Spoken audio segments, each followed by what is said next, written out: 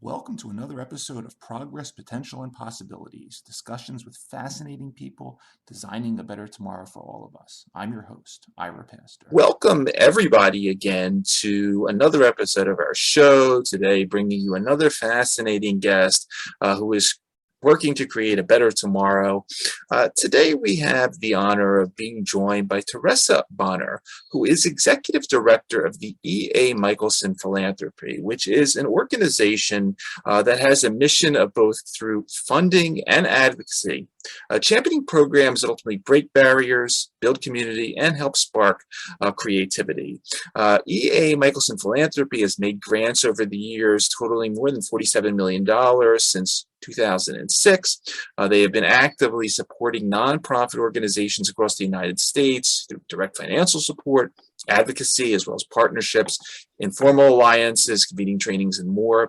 And a cornerstone of their initiatives is known as their Vitality Arts Program, which through partnerships with various arts and cultural institutions allows older adults ultimately the chance to learn new art forms while developing new friendships, exploring creativity, and new accomplishments, ultimately helping them connect with others, build community, demonstrate relevance, all while addressing equity, diversity, inclusion, and access. Teresa has her bachelor's in journalism from the University of North Dakota. She has a law degree from the University of Minnesota Law School and has been involved in the family foundation, and charitable giving space for the last couple of decades. And we are honored to have her with us today. So, Teresa Bonner, thank you so much for taking the time to come on our show. Thank you. I'm so grateful to be invited to participate in this discussion. I'm looking forward to it. Absolutely, absolutely. Teresa, I'd like to start off with you because I was looking a bit at your background. We've had guests on from some foundations in the past, primarily focused on specifically sort of disease areas.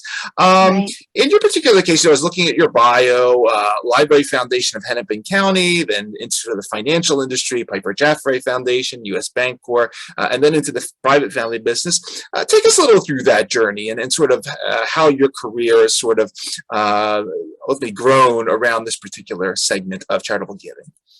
Absolutely. I'm happy to do that. I began as an attorney, became a partner doing commercial litigation in what was then considered a large law firm, and really wanted to change my career path to something that had more personal meaning for me. And so from that arena, I moved into work in literary publishing, nonprofit literary publishing, and then library work, as you mentioned. And that's what led me to the corporate foundation world, where I spent about a dozen years, because we had developed an author lecture series that involved our funder in a very big way. And so from there, it was kind of just an evolution that happened. New opportunities came along. And in, 2008, my business partner and I purchased a small firm called Family Philanthropy Advisors. And we manage about a half dozen foundations, just a small number. I'm in California, but it's based in Minneapolis. And one of our clients is Ellen Michelson, who is the founder and president of E.A. Michelson Philanthropy. She came to this work, and I came to this work in a way by coincidence. She had been giving in the area of youth arts education for many, many years. Mm-hmm. And we happened to be at a conference and hear a speaker, a man by the name of Tim Carpenter, who runs an organization in Los Angeles that's super interesting called Engage, and they have developed low-income senior housing communities that are styled as senior arts colonies. So the emphasis there is on art making. And Ellen was kind of looking for the next chapter in her career, her giving career, so to speak, with her foundation. And she thought this was such a logical extension of the work she had done. And I too, we didn't know one another, but we were both there and heard the speaker, felt this is really interesting that older adults could have a different view of life, have a different experience of life. And so through that, we met and she expressed her interest in this. We began working together. And over the last now almost 9 years, we've put together a pretty ambitious program of trying to get creative aging programs developed around the country. I think I, like many people, when we were young, when we were in school, we loved the arts in one form or another, whether it was choir, band, whatever. And then you set that aside as an adult for a long time, except if you have kids, you make sure they get those opportunities. So what was really appealing to me, and as we started this, I was getting close to my 60s, as was Ellen. I'm now 67, was this whole idea that this intermingling of a work focus on my part and a personal interest really dovetailed beautifully. And then as you begin to see how this influences people's lives, more and more opportunities occur to you. So that's kind of how I got here. A very circuitous process. Excellent. And you just mentioned in the intro the term creative aging, which when I look at E.A. Michelson website, there's sort of two definite foci of what this is about. One that we typically think of these tools in the arts and others in terms of the concept of aging in place of older adults who remain independent in their homes in their 80s and beyond. And then there's sort of a second level to that, sort of focused on dementia and other types of cognitive components of aging and how so let's start out just generally how the foundation looks at and defines what creative aging is. It's a really good question.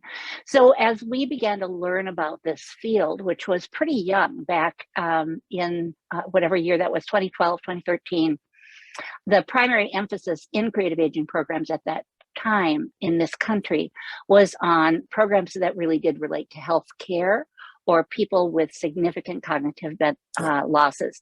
And some of those programs are really well known and they are all fabulous. Meet Me at MoMA is a great example. This originated at MoMA in New York, but I believe is now in something like 70 countries, where people with dementia and their caregivers can have special tours of arts and engage their imagination and creativity, which is not diminished by their dementia. It's their memory that is.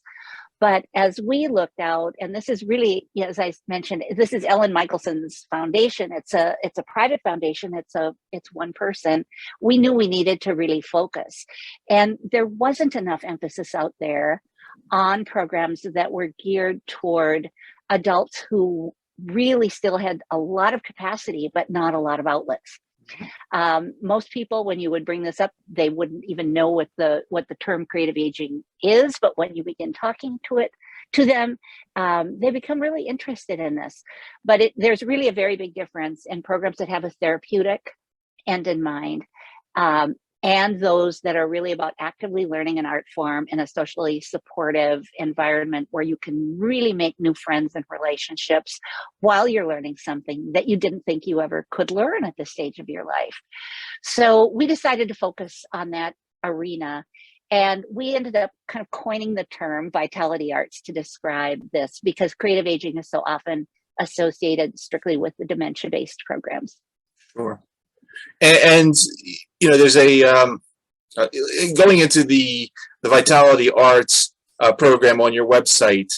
There's a quote from one of the participants. It says, "When you retire, the greatest fear is feeling invisible. The experience helps me to see that I can produce something worth sharing with others," referring to the Vitality Arts program. And here, we first focus now on themes: loneliness, isolation, things that we maybe all have experienced the last couple of years in this pandemic, Yes. but the elderly experience it a lot more. And I've always Mhm. experienced this. We've discussed some of these topics, how loneliness and isolation can be as detrimental to the human body as smoking packs of cigarettes a day. Exactly. We've also touched a bit on this principle with some guests called the University of the Third Age, of sort of this period where, you know, it might be you might be considered later, you know, elderly, but still have that capacity, wanting to learn something new, a new discipline, a new skill. Exactly. Walk us through the Vitality Arts program, and then obviously the core of this, which is the Project for Art Museums and its connection, because this is really a Yeah. fascinating program. Thank you.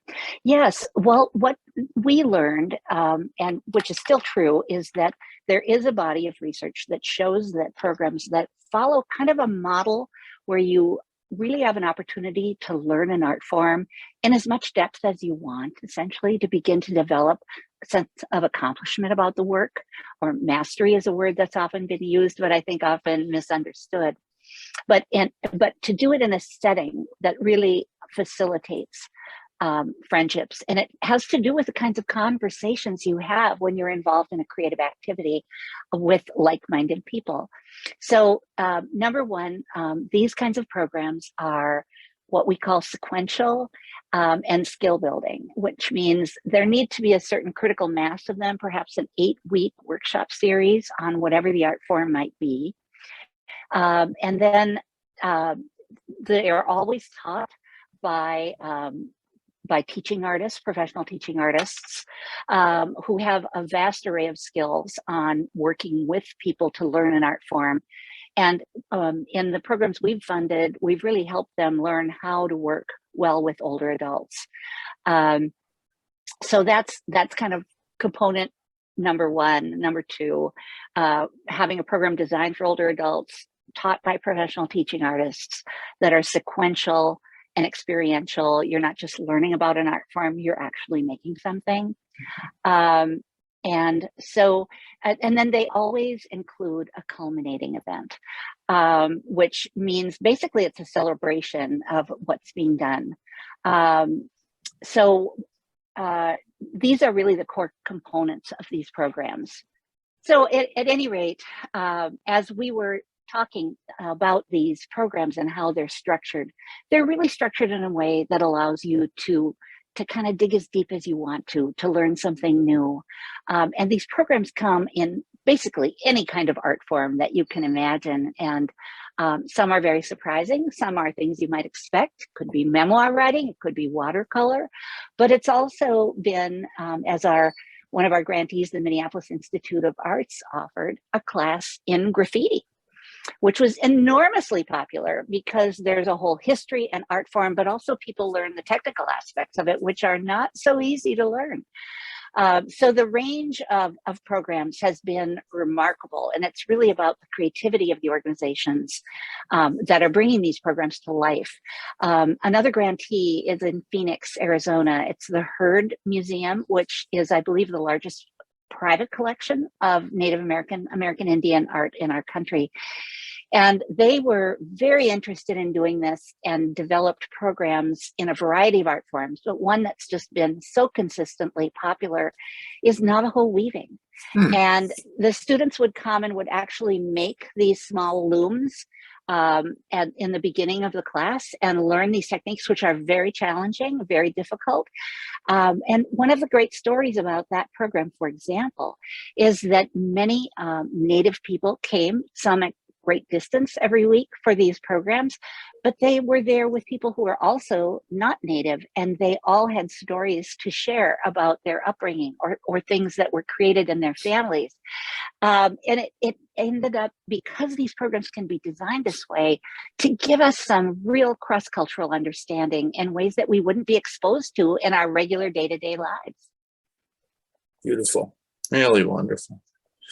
And you know, another component. Well, I know it's part of the Vitality Arts, but it's called Humanity Arts, and you define this on the website as techniques to enhance homes, empowering creativity for adults with mental illnesses. And here again, we think we mentioned dementia before, but obviously this mental illness covers quite a bit. And it's interesting because when I saw that term. And we think once again of that aging in place, aging in the home. Queen Sylvia of Sweden and the chief executive officer of IKEA last year, a little while ago, recently put this business together to create these dementia-friendly homes and communities using IKEA technology. And I had the CEO of her foundation on a few weeks ago that works in this area. And you're bringing in the arts now. This is fascinating because obviously a place to be, a friendly community, a friendly home. Talk about what you're doing with the Humanity Arts program and how that's connecting it with the mental disorders. Yes. Again, Ellen has for many years supported several organizations that provide residential mental health programs. So homes, residential settings for people with severe and persistent mental illness. And we have done that in a variety of ways, providing some funds for enhancing facilities and so on. But because of our other work in arts learning, a number of these programs became interested in having arts learning programs for their residents. And again, these outlets have been absolutely fascinating. There's a really wonderful organization in Minneapolis called McPhail Center for Music. And they now for several years have been working with an organization called Andrew Residence, which is quite a large facility. About 85% of the residents are schizophrenic.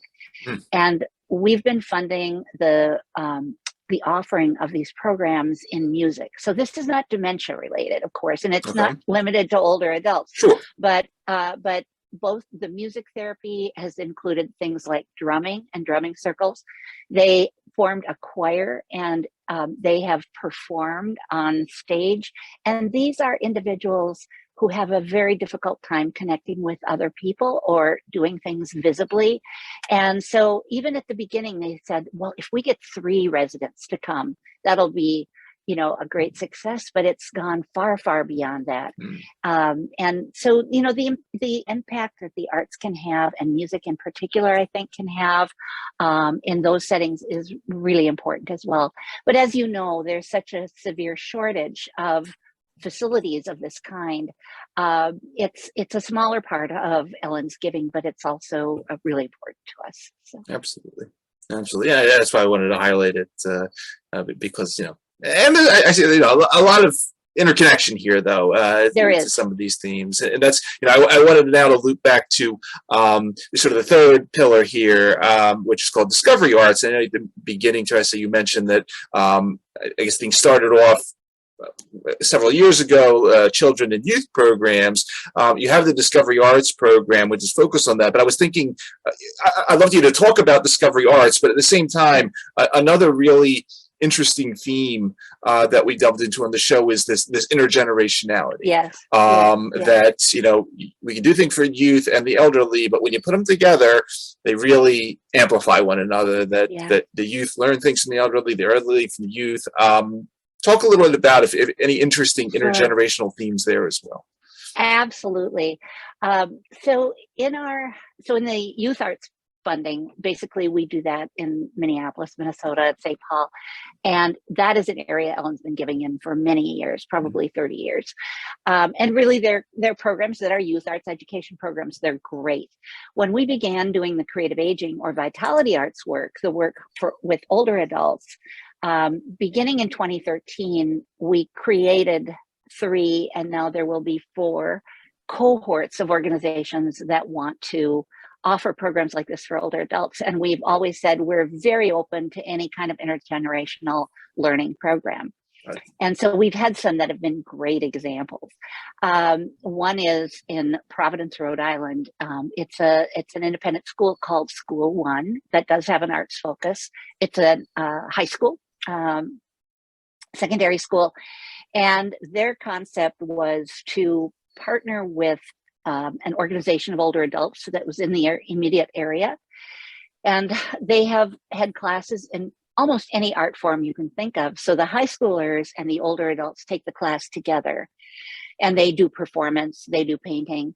And it has resulted in such benefits to the school that the school began looking for other ways to draw older adults from the community into other roles with that school, because they saw the benefits across the board. And, you see photos from programs like this where it might be simplistic in a way to say this, but that teenagers may in fact be able to show older people something with their iPhone that they didn't know they can do. And Yep. then the older people are giving advice about life and things that are really important when you're an adolescent. But I love this. One of the stories I love to tell about this program is that they did a plein air painting class workshop series, meaning basically you're painting outdoors with easels from real life. And they said, we put the group out on the busiest street in Providence, and everyone that came by was absolutely fascinated. What are these 80-year-olds and these 18-year-olds or 16-year-olds doing together? And the answer is learning. Yep. So, a lot of times when people think intergenerational programs, they think about one generation doing something for the other generation. So a great example is that a lot of schools might have students do a research project or oral history about an older person. But where this turns into magic is where the older person has the chance to do something that gives them that sense of accomplishment and that exposure to learning, not simply doing, although the doing is very important as well. So Sure. It's fascinating. Really, yeah, it really is.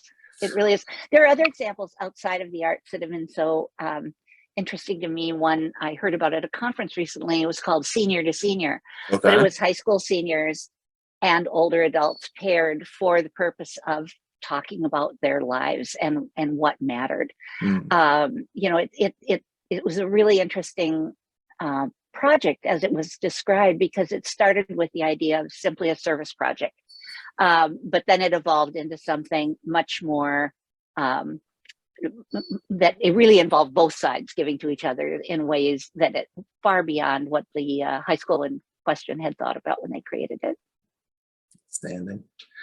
One other thing I just wanted to ask about, because again, it's another unfortunate topic that we hear more and more about lately, and that is sort of the topic of ageism. Yes. And I was interested if there's any, as you've been developing these programs, any interesting anti-ageism connections, themes that come up once again as you are learning new skills, or once again mixing these different communities in the intergenerational sense, and obviously there's a big equity, diversity, inclusion component to the philanthropy. Any positive stories related to fighting the scourge of ageism? Absolutely.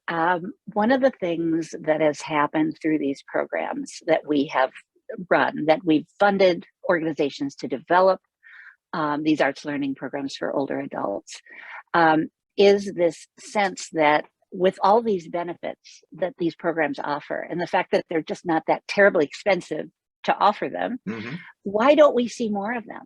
Right. And that is, again, because people don't generally think about investing in older adults in the way that we really could. So that's number one. I think as we looked out, it's hard to convince other funders, that this is a population they should focus on. And that is limiting, but we are seeing successes. There are a number of organizations now that have begun to get funding from other sources to keep these programs up and running. There's a wonderful speaker and writer named Ashton Applewhite, who has really made a life of the topic of ageism, and she has inspired our programs from the beginning. I think one of the things that we saw happening at the beginning when we got into this work was that even though an organization really wanted to offer these programs, they thought they needed to dumb it down for older adults. So here's an unusual example. An opera company, their first idea was, what if we worked with a senior living residence and had residents tell stories that would end up becoming a libretto about the humor of being old. And in turn, when they came to actually develop their program, they went in a very different direction. They created an opera chorus of older adults. Wow. And they thought they might get 20 people. And I think they got 100 people Wow. that came. And they were people who loved opera, but never in their lives imagined they'd have an opportunity to sing that kind of repertoire. And in their 10 weeks, they learned these popular opera choruses in 3 different languages. It was amazing. But again, we tend to, unfortunately, have this idea that older adults are only there for us to help because they aren't completely competent on their own, or we just don't recognize that they are us in a different shell. The shell has really changed. My shell is changing. Mine too. But as we all know, as we get older, who you are inside is not one bit different. Right. Except hopefully we're a little smarter from our experience. But the same needs, the same desires, the same interests that we've had earlier in our life, often we still have those. Yep. And our lives can be so much better if we have a chance to indulge them. Absolutely. Absolutely. And that's a beautiful story that that you gave to demonstrate the potential of these programs in that particular area. Once again, it's the ism that we don't hear or think that much about, but it's there and it's pervasive, and we gotta get rid of it. Absolutely. I just saw an article this week that said only about 8% of corporations include ageism in their diversity, equity, and inclusion work, which is really a shame, because there's, in the workplace, this is an issue as well, as we know, not just in Hollywood, but in other kinds of positions. But there's so much opportunity to change the way people think about older adults, especially from the beginning of our lives. And I think, we've read that sometimes older adults are the most ageist of all because we've heard these messages the longest. And so we really need to step out of our comfort zone and challenge those kinds of thoughts that make us think we should be invisible or we should be irrelevant because we are older. And it doesn't have to be that way. And there are tremendous outcomes. I think the other thing that happens here is that companies and nonprofits and arts organizations don't realize the value that these older adults can bring that is really untapped because of some of the assumptions that are made. And so whether it is, on the side of older adults with wealth, really understanding that if you figure out what older adults want and need, you will have a stronger relationship with them, and they may want to help you in some way. Or at the other end of the extreme, as we think about older adults that have very few financial resources, the ability to offer some of these programs has been really a tremendous boon in their lives and the lives of their communities. That's wonderful, really wonderful.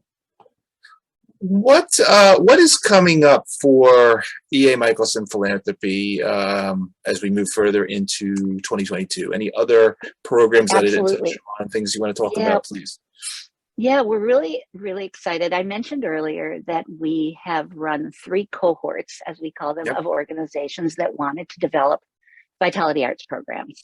And that's a total of 50 organizations. The third of those, we had a partnership with the American Alliance of Museums that encourage museums of all kinds to develop these programs and apply for funding from us. Now, their museum association is not just art museums, that's always the first thing we think about, but history museums and botanical gardens and science museums and zoos, and every one of these kinds of museums and historical houses, they all have really interesting opportunities to create these kinds of programs for older adults. Naples Botanical Garden, for instance, in Florida, has just had superb programs for older adults in nature journaling, in art, and they've been extremely popular. But now, after that experience, we are just in the process of starting our most recent cohort, which will be a group of important, influential art museums across the United States who are very interested in not only developing these workshop series, but examining ageism in their institutions, in their communities, and undertaking some real work to try to change that. It's so fascinating. Art museums, like many other organizations, have active educational programs, but over 3/4 of the dollars that they spend are on youth and children. Yeah. Yep. And that is not to suggest they should spend less on that. But again, when you think about this from an equity perspective, given that in about 10 Yep. years, we will have more people over 65 than under 18 for the first time in history. And it's going to be that way for a long time, given birth rates. That is an equity issue. How are you allocating your dollars to your communities? So we're really, really excited. We're starting with a pilot group of art museums, and we're not ready to announce who they are yet, but stay tuned, because I think some amazing stories are going to come forward from this group across the country. That's exciting. I was going to ask, but I guess, yeah, I was going to ask if you're doing anything here in Philadelphia, but I'll wait and see. Because we used to take, all three of my kids took the programs over at the Philadelphia Art Museum, and I guess I should be there taking programs myself. Start advocating for causes for older adults. Yeah, it's really amazing. Yeah. I personally have had the experience, not through the kind of creative aging program that we're running, but during the pandemic, taking up an art form that I had never had anything to do with. I couldn't draw a stick figure if you paid me money, but I've begun learning an art form, watercolor. Nice. And it's that fact of learning, of really feeling like you can get better at something, that you could do something that you thought you didn't have a creative bone in your body. And yet we all can learn to do these things that we didn't know how to do if we have an interest and we have some appropriate teaching. So, yeah, such an important message. It's wonderful work that your organization is doing, Teresa. I really am honored to have the ability to profile it, and really going to be watching and wishing you the best as it moves forward. Hopefully you'll see some activity here in Philadelphia, but in the meantime, for everybody that is going to be listening to this episode across our various podcasts or watching on the YouTube channel, you've been listening to Teresa Bonner, Executive Director of the E.A. Michelson Philanthropy. Teresa, I want to thank you for taking the time out of your schedule to come talk to us for a little while. Obviously, thank you for everything you're doing there and continue to do with your programs. And as we say on our show, thank you for helping to create a better tomorrow for many people via what you're doing. Really fascinating story. Thank you so much, Ira. It was such a pleasure to have this conversation with you. And maybe someday you'll invite me back to talk about what these art museums are starting to cook up. Absolutely. We will definitely do a follow-up episode. Be well. Okay. Thanks Bye-bye. again. Bye.